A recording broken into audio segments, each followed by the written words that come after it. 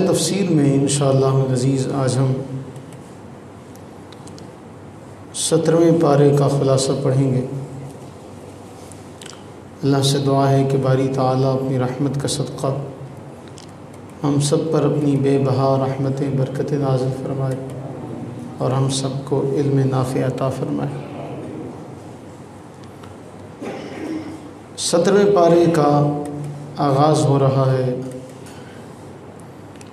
سورہ انبیاء سے، اور مفسرین کرام لکھتے ہیں کہ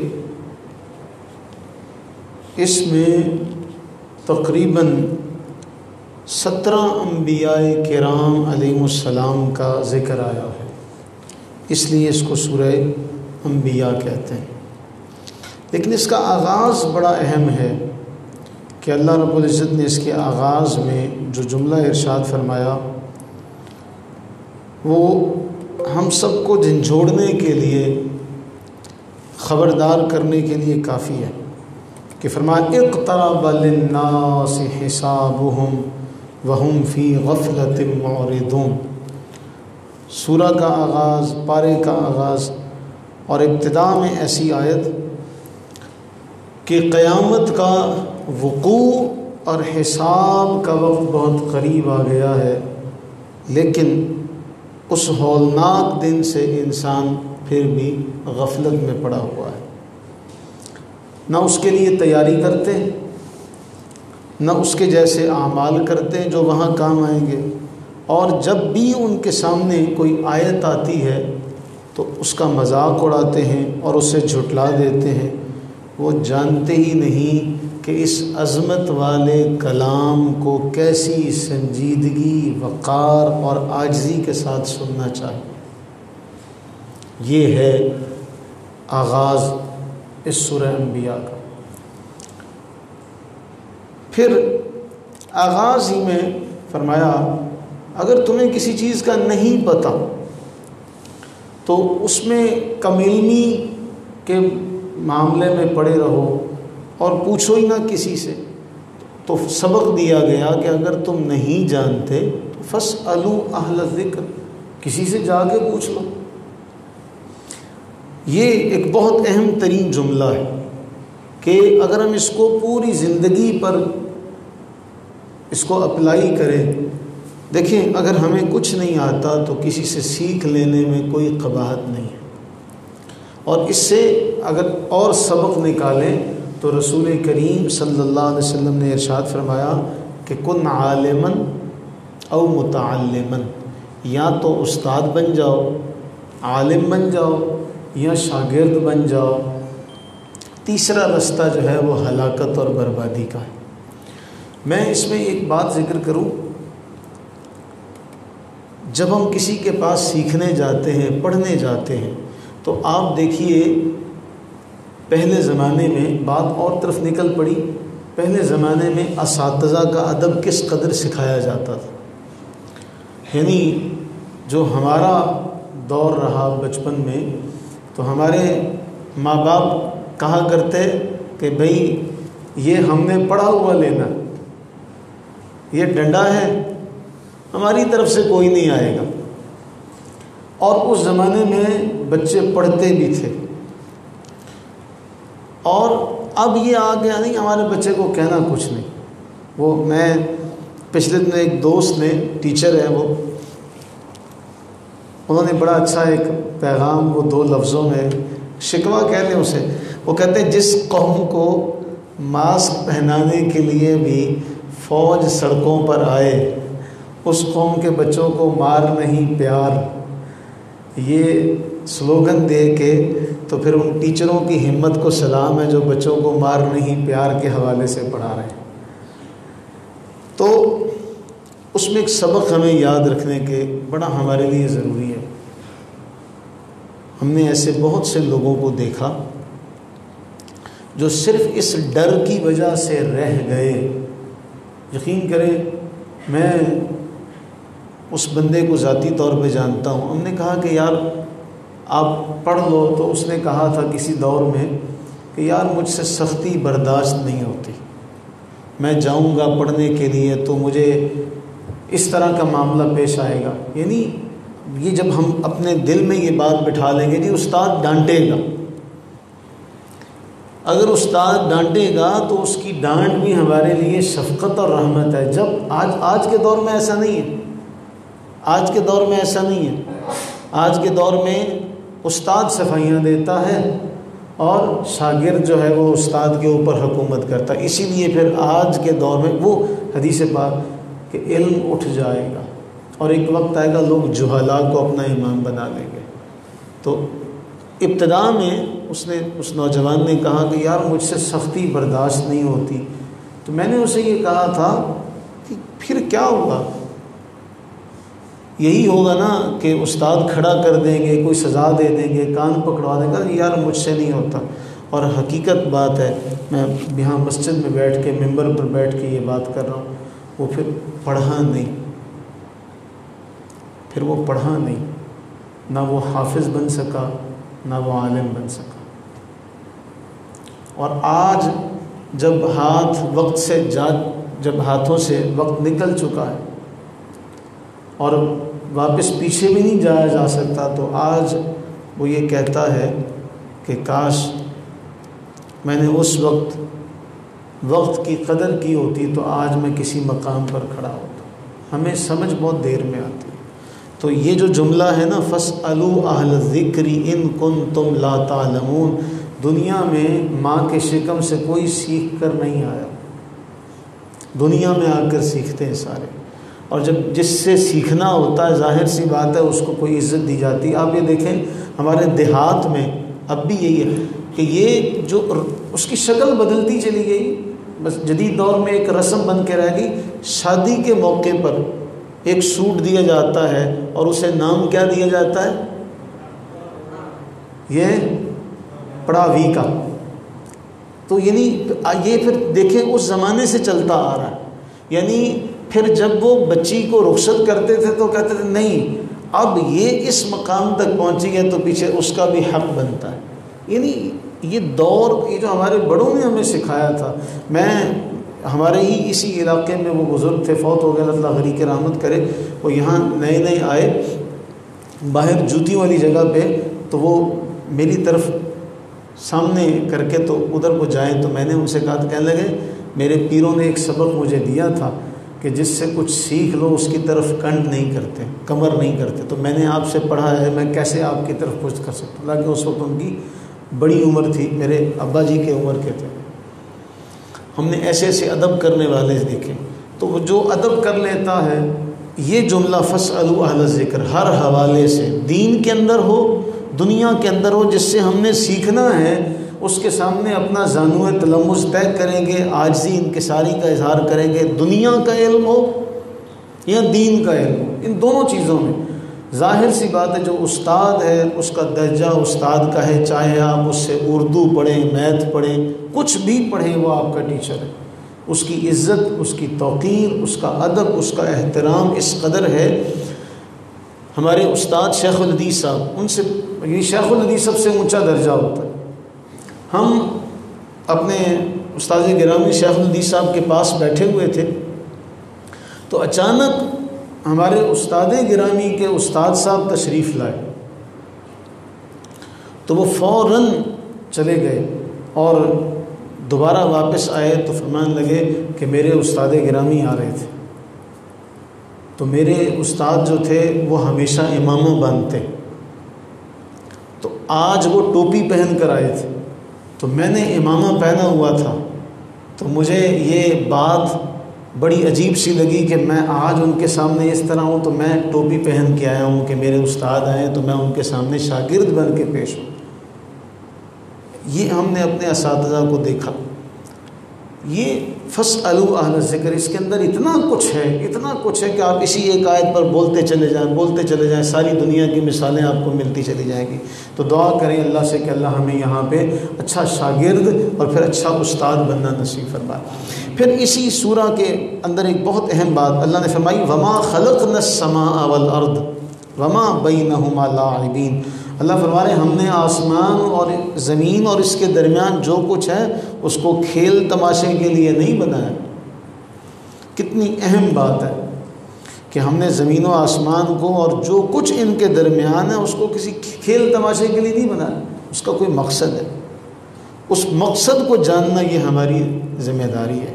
اللہ تعالیٰ کہ جس کو وہ مقصد حاصل ہو جائے۔ دیکھیں ایک اور مقام پہ کیا کہا تھا کہ وما خلقت الجن والانس الا لیعبدون، کہ ہم نے جن اور انسانوں کو کس لیے پیدا کیا؟ اپنی عبادت کے لیے پیدا کیا۔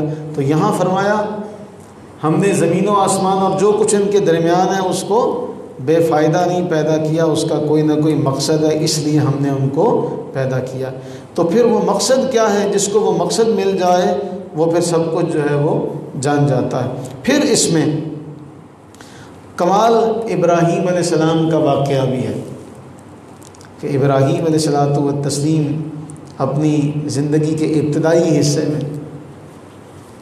وَلَقَدْ آتَيْنَا إِبْرَاهِيمَ رُشْدَهُ مِنْ قَبْلُ وَكُنَّا بِهِ عَالِمِينَ، پھر وہ سارا واقعہ جب وہ اپنی قوم سے، اپنے عرفی باپ سے کہتے ہیں مَا هَذِهِ التَّمَاثِيلُ، یہ کیا ہے؟ یہ جو آپ مورتیاں بناتے ہیں اور پھر ان کی عبادت کرتے ہیں، یہ کیا کرتے ہیں آپ؟ وہ آگے سے کہنے لگے بھی ہم آج سے کر رہے ہیں، ہم آج سے کر رہے ہیں۔ قالوا وجدنا آباءنا لها عابدین، ہمارے باپ دادا، ان کے باپ دادا، ہم تو کم صدیوں سے کرتے آ رہے ہیں۔ ابراہیم علیہ السلام نے فرمایا لقد کنتم انتم وآباؤکم فی ضلال مبین، تم بھی، تمہارے باپ دادا بھی سارے گمراہ تھے، سارے کے سارے گمراہ تھے۔ قالوا اجئتنا بالحق ام انت من اللاعبین، اب کہا کہ میں اس کے سارے معاملے کو پیش کرتا ہوں تمہارے سامنے، اور اس کے بعد پھر وہ کیا ہوا معاملہ ہم وہ سارے جانتے ہیں کہ ابراہیم علیہ السلام نے ان کے بت خانے میں داخل ہو کے ان کے سارے بتوں کا حلیہ نقشہ بگاڑ دیا، اور نقشہ بگاڑ کر بڑے کے کاندھے پر کلہاڑی رکھ دی، جو اس زمانے میں ہتھیار ہوتا ہوگا، وہ رکھا اور پھر چلے آئے وہاں سے۔ اب جب شام کو میلے سے واپسی آئے قوم والے تو انہوں نے کہا یہ ہمارے خداؤں کے ساتھ کس نے یہ معاملہ کر دیا؟ کہنے لگے قالوا سمعنا فتن، ایک جوان، ایک لڑکا ہے یقال لہ ابراہیم، اسے ابراہیم کہا جاتا ہے، اس نے ہو نہ ہو اس نے ہمارے بتوں کے ساتھ یہ ہوگا، کیونکہ اس نے کہا تھا اس طرح کا معاملہ۔ بلایا گیا انت فعلت ھذا بآلہتنا یا ابراہیم، اے ابراہیم آپ نے ہمارے بتوں کے ساتھ یہ معاملہ کیا؟ کہنے لگے بل فعلہ کبیرہم، اس بڑے سے پوچھو، بل فعلہ کبیرہم ھذا فاسألوہم ان کانوا ینطقون، اس سے پوچھو یہ جو بڑا ہے جس کے کاندھے پر ہتھیار بھی پڑا ہوا ہے اس نے کیا ہوگا۔ وہ کہنے لگے یہ بڑا کمال کا جملہ ہے۔ جب انہوں نے کہا کہ اس سے کیوں نہیں پوچھتے، وہ کہنے لگے کمال بات کرتے ہوئے اے ابراہیم بلا بت بھی بولا کرتے۔ معاملہ سب ختم ہو گیا، سارا معاملہ واضح ہو گیا، انہی کی زبانی نکلوا دیا، بت بھی بولا کرتے ہیں، یہ بھی بولتے ہیں۔ تو کہا پھر جب بولتے کچھ نہیں ہے افتعبدون من دون اللہ ما لا ينفعکم شیئا ولا یضرکم، ایسے کی پھر تم عبادت کرتے کیوں ہو؟ جو تمہیں اللہ کو چھوڑ کے تم ایسے کی عبادت کرتے ہو، نہ تمہیں نقصان فائدہ پہنچا سکتے، نہ تمہیں اف لکم ولما تعبدون من دون اللہ، تم پہ بھی تف ہے اور جن کو تم پوچھتے ہو ان پہ بھی۔ قوم والے برداشت نہ کر سکے، سچی بات کو برداشت کرنا بڑا دل گردے کا کام ہوتا ہے، اور ہو بھی اکثریت اور ہو بھی صاحب اقتدار اور اختیار، پھر اپنی غلطی کو سن لے، پھر کمال ہے۔ وہ شیخ سعدی علیہ الرحمہ نے کہا تھا نا، مالدار آدمی عاجزی کرے تو کمال ہے، غریب آدمی کے پاس تو ہے ہی کچھ نہیں عاجزی کے علاوہ، اس کی تو عادت ہے بیچارے کی۔ اگر مالدار تونگر آدمی ہو، اقتدار والا ہو، اختیار والا ہو، پھر کہے جا ٹھیک ہے تجھے معاف کیا، پھر ہے مزہ۔ لیکن قوم والوں نے کہا حرقوہ، پکڑو اس کو، ڈالو اس کو آگ میں، اور پھر یہی وہ واقعہ پیش آتا ہے قلنا یا نار کونی بردا وسلاما علی ابراہیم۔ سب سے بہترین سبق ہے، ہم نے سورہ بنی اسرائیل میں بھی پڑھا، یعنی جب اصحاب کہف کا ذکر پڑھا تب بھی ہم نے یہ بات پڑھی تھی کہ اللہ تعالیٰ سبق دکھا رہا ہے، سبق سکھا رہا ہے کہ دیکھو جو میرے راستے میں چلتے ہیں انہیں تکلیفیں برداشت کرنا پڑتی ہیں، پھر اس کے بعد میری مدد آتی ہے۔ یہاں بھی قوم کے سامنے کھڑے ہوئے دشمنی مول لی، اور یہ بات کیوں بتائی جا رہی ہے؟ یہ بات اس لیے بتائی جا رہی ہے کہ رسول اللہ علیہ السلام کا سامنا بھی بت پرستوں کے ساتھ تھا نا، تو وہ کیا کہا کرتے تھے، ایسا کریں کہ کچھ دیر کے لیے آپ ہمارے بتوں کی عبادت کریں، ہم آپ کے اللہ کی عبادت کرتے ہیں، کچھ آپ ان کو اچھا کہیں، ہم آپ کو اچھا کہتے ہیں، سمجھوتا کر لیتے ہیں، کچھ دے دلا کے کچھ آپ مان جائیں کچھ ہم مان جاتے ہیں۔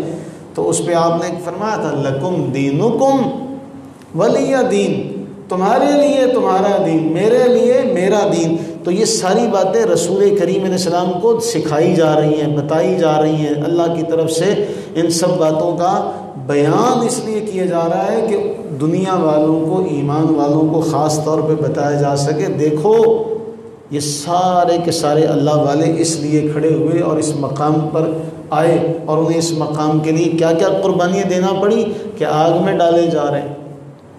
اور پھر اللہ کا حکم آ رہا ہے قُلْنَا يَا نَارُ كُونِي بَرْدًا وَسَلَامًا عَلَىٰ ابراہیم، کہ ہم نے کہا اے آگ کیا ہو جا، سلامتی والی ہو جا، میرے ابراہیم پر سلامتی والی ہو جا، ٹھنڈی، ایسی ٹھنڈی جو سلامتی والی، ایسی ٹھنڈی بھی نہ ہو جو نقصان پہنچانے والی۔ پھر اللہ تعالیٰ فرما رہے ہیں ہم نے ان کے مکر و فریب سے بچا لیا۔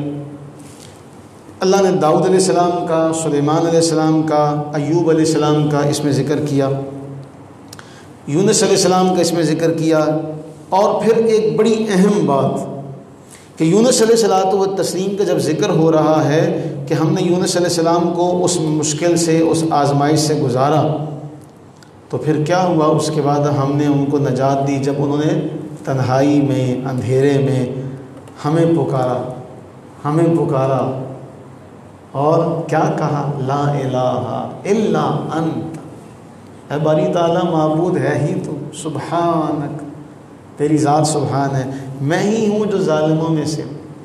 اور اللہ نے فرمایا فاستجبنا له ونجیناہ من الغم وکذالک ننجی المؤمنین۔ یہ جملہ آخری کہ ہم نے اس جملے کی وجہ سے، اس دعا کے سبب ہم نے ان کی بھی تکلیف کو دور کیا، ان کی بھی آزمائش کو دور کیا، ساتھ ہی یہ بھی اعلان کر دیا کہ جو کوئی بھی حالت غم میں یونس علیہ السلام کی طرح اللہ کی تسبیح کرے گا، اللہ اسی طرح جس طرح یونس علیہ السلام کے غم کو دور کیا، اللہ اس کے غم کو بھی دور فرما دے گا۔ سورہ انبیاء کے بعد سورہ حج کا بیان ہے۔ پھر اسی پارے میں سب سے اہم ترین اور بنیادی طور پہ وہ معاملہ فرمایا وَمَا أَرْسَلْنَاكَ إِلَّا رَحْمَةً لِّلْعَالَمِينَ۔ اگر اس رحمت کا ظہور نہ ہوتا، میں آپ ہم سارے آج اس رحمت سے حصہ اٹھا رہے ہیں۔ آج اس رحمت کا وہ کہا کہ اس کی رحمت ہے کہ اس عالم میں ہے، کافر و مرتد پہ بھی رحمت رسول اللہ کی۔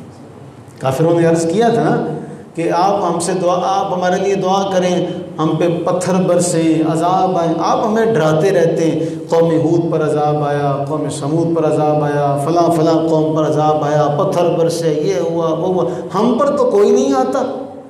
یہ ان کا دعویٰ تھا، اور یہ ان کو اللہ کے نبی علیہ السلام کو غصہ دلانے کے لیے کہ آپ بڑی بڑی باتیں کرتے ہیں، طوفان نوح کا ذکر کرتے ہیں، قوم سمود کا ذکر کرتے ہیں، فلاں قوم کا ذکر کرتے ہیں، ہم پہ تو کچھ نہیں آیا۔ اللہ تعالیٰ محبوب کیسے آئے؟ کیوں؟ ایک بڑی خاص بات سمجھنے والی ہے، کیونکہ انبیاء مخصوص علاقے کے لیے آتے تھے اور ان کا حدود اربع تھا کہ اس حدود جو متعین کر دیے آپ اس کے لیے رحمت ہیں۔ جب عذاب آنا ہوتا تو وہ اس حدود سے باہر نکل جاتے، تب ان پہ عذاب آتا۔ محبوب آپ کا تو ساری کائنات پر حصہ ہے، آپ کا تو ساری کائنات پر حصہ ہے، ساری کائنات ہم نے آپ کے لیے آپ کے ہاتھ میں دے دی. کانا اوتیت مفاتیح خزائن الارض، ہم نے کنجیاں ساری آپ کو دے دی. محبوب ساری اس پوری کائنات کے لیے تو انی رسول اللہ علیکم جمیعا، آسمان میں جبریل امین اور میکائیل اللہ کے نبی کے وزیر. فرمانا آسمان میں جبریل اور میکائیل میرے وزیر، زمین میں ابو بکر و عمر میرے وزیر رضی اللہ عنہما علیہ وسلم. تو کہیں بھی جائیں گے تو نبوت کے دائرہ کار میں تو سارے آتے ہیں. فرمایا وما کان اللہ لیعذبہم وانت فیہم، محبوب آپ ان میں موجود ہوں اور ان پہ عذاب آ جائے، سب پہ یکبارگی آ جائے، ایسا ہو نہیں سکتا. ہاں دوسرا یہ ہے کہ یہ استغفار کر رہے ہوں، ان پر عذاب آ جائے، ایسا ہو نہیں سکتا. تو دو باتیں ہم نے آج بڑی اہم پڑھی ہیں کہ ہمیں سبق کیا دیا گیا کہ یونس علیہ الصلوۃ والتسلیم کو اس مشکل سے آزمائش سے گزار کے کہا گیا ہم اسی طرح ننجی المومنین، ایمان والوں کو بھی نجات دیں گے. ایک اور دوسرا یہ ذکر کیا گیا کہ جب تک اللہ سے استغفار کیا جاتا رہے وہ عذاب کو دور رکھے گا. اے باری تعالیٰ تجھے تیری رحمت کا واسطہ پیش کرتے ہیں، اس مقدس مہینے کی مقدس گھڑیوں کا واسطہ پیش کرتے ہیں، تجھے تیری رضا کے لیے بھوکا پیاسا رہنے والے، تیری رضا کے لیے قیام کرنے والوں کا واسطہ پیش کرتے ہیں. ہم پر اپنی رحمت برکت نازل فرما، ہمیں ہر قسم کی آفت سے، وبا سے، بلا سے محفوظ و معمون فرما. آمین ثم آمین.